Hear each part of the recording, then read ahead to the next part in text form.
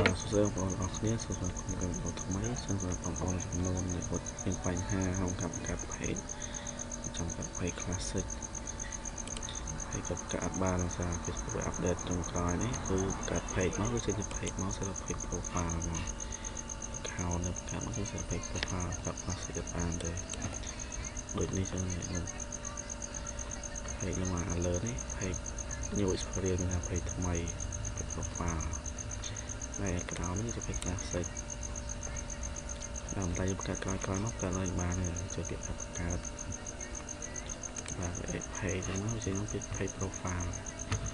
ចឹងឥឡូវនេះខ្ញុំបង្ហាញដល់នេះពីបង្កើត page classic ណា account នេះយើង account នេះកើតមកជា page profile តែយើងចង់បាន page classic page ស្រីចាស់បែប mode ចាស់បាទ mode ចាស់បែបនេះបាទនេះផង page ចាស់ចេញរងបែបនេះហើយនេះគឺបែបថ្មីទេនេះផុសមកបែបចាស់ចឹងមកបែបចាស់ហ្នឹងបង្កើតមកចឹងយើងចូលកាន់ Facebook account នេះបងប្អូនគ្នាមកទៅចេះឡើងណាក៏បានហើយចុចនេះចុចមកស្លាចុច mouse ស្ដាំមកចុចពាក្យ inspect បាទ inspect ចូលឡើង console ប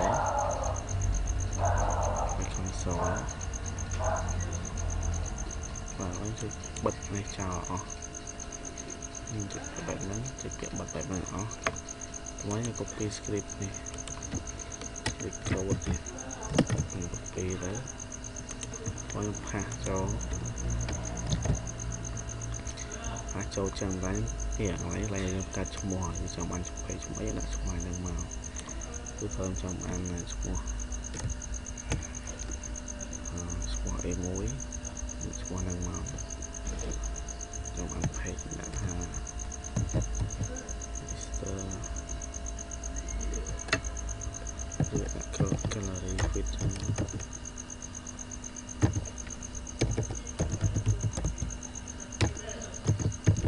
បាទចង់បាន page ឈ្មោះបែបហ្នឹងនេះតែគ្រីមិនតែកែទេកែដល់ហើយនឹងទៅឈ្មោះ page មកចាំបានឈ្មោះអី edit ឡើងនឹងចឹងមកហើយ enter ហើយនេះចង់ចុចពាក្យ enter ចឹងមកគឺនឹង processing កូដនឹងដំណើរការមិនចុចពាក្យខ្វែងនេះចោលហ្នឹងណាដូចស្ញាខ្វែងចោលមកហើយរងចាំ4 5រងចាំឲ្យកន្លះនាទីទៅ1នាទីយើងគ្រីចូលឲ្យ page មកបានចូលមកឲ្យ page classic គេនេះគឺទុនលោតឲ្យទេ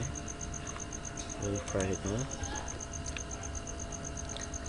បាទយ៉ាងឈ្មោះខ្លះគេណាមាន page ឈ្មោះ page ច្រើនហើយយកឲ្យកាត់ឲ្យដែរឈ្មោះហ្នឹងញ៉ាំនេះចេញឲ្យបងប្អូននេះឈ្មោះហ្នឹងឲ្យឈ្មោះខ្លះវាជន់ឈ្មោះមួយគេច្រើនពេកហើយគេសរសេរមានព្រោះខ្ញុំចង់បានឈ្មោះនេះវាលែងឲ្យតែឈ្មោះមានច្រើនហើយចឹងយើង page ឈ្មោះថ្មីដែលទុនជន់គេអត់អីទេបងប្អូនខ្លះពេលរ៉ានទៅប្រសេសទៅវាចេញឈ្មោះឲ្យមានថាមានឈ្មោះហ្នឹងវាអត់ឲ្យទេគេដូរឈ្មោះទៅបានហើយចឹងនេះគឺវាមានការបង្កើត page បាទ page classic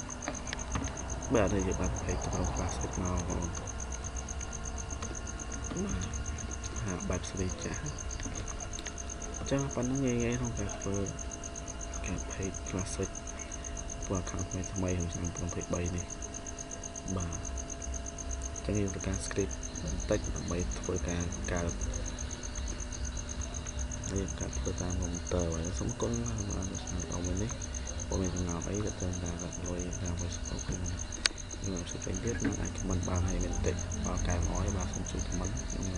ឆ្លើយតបនឹងធ្វើឲ្យបង្ហាញពេលក្រោយទៀតបានសូមគុណជួបគ្នាដល់ឱកាសក្រោយបាន